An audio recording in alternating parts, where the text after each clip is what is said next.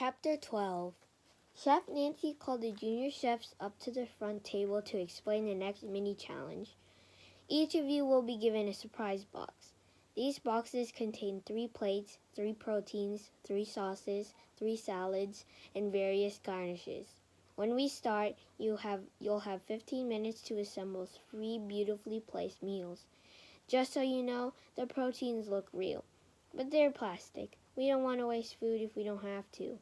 And remember, when I call time, I want all your hands in the air. No last-minute changes. She looked around the room, nodding, making sure that each nodded back. She clapped her hands.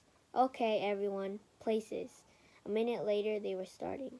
Rolling, shouted Steve. Tate.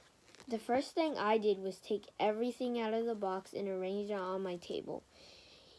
You have to think about color and texture when you're plating. A good dish has a combination of colors, textures, and shapes.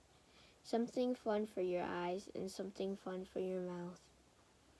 There were rules for plating, and Ray knew them. She put a few of the plastic shrimp to the side. A good chef plated in odd numbers, 3s or 5s, not 4s. Asymmetry, an uneven plate, was more interesting. Ray picked out a round plate and dropped 3 dollops of yellow sauce in the middle. She swirled the sauce out from the center of the plate, then placed the 3 shrimp in the white space between the swirls.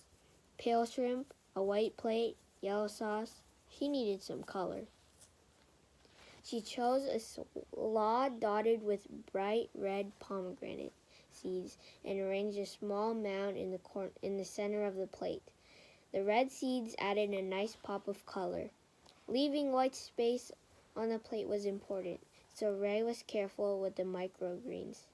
Not too many, just enough to engage the eye to move around the plate. She looked it over. Good enough to eat, except it's plastic.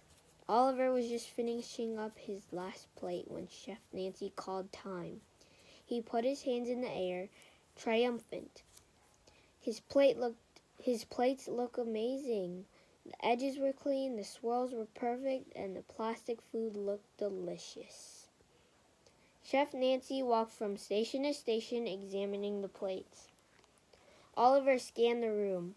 Ray was his only competition. He knew that even though he couldn't see her plates, she was good at decorating stuff, probably because she made all those tiny clay charms.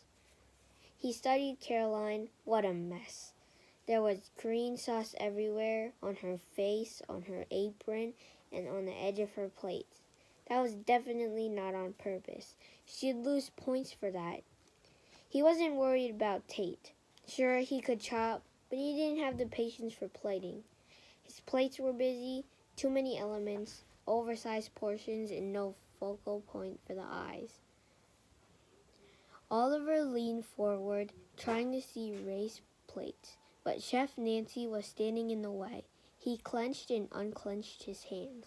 He had to win. Winning today would be an advantage for tomorrow. With 3 wins, he'd be in the lead. He deserved that. I won the plating challenge. Ray.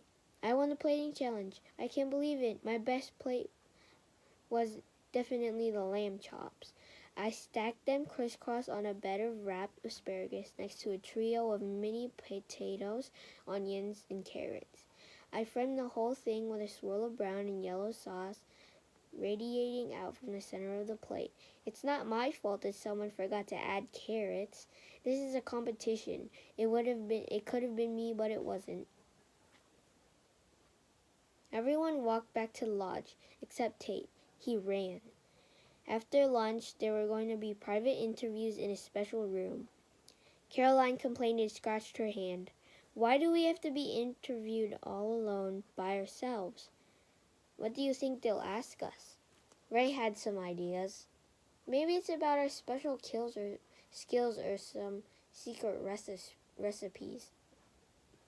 Oliver stepped between them and grumbled. It won't be that. He lowered his voice. They're going to ask us our true feelings, what we really think of each other.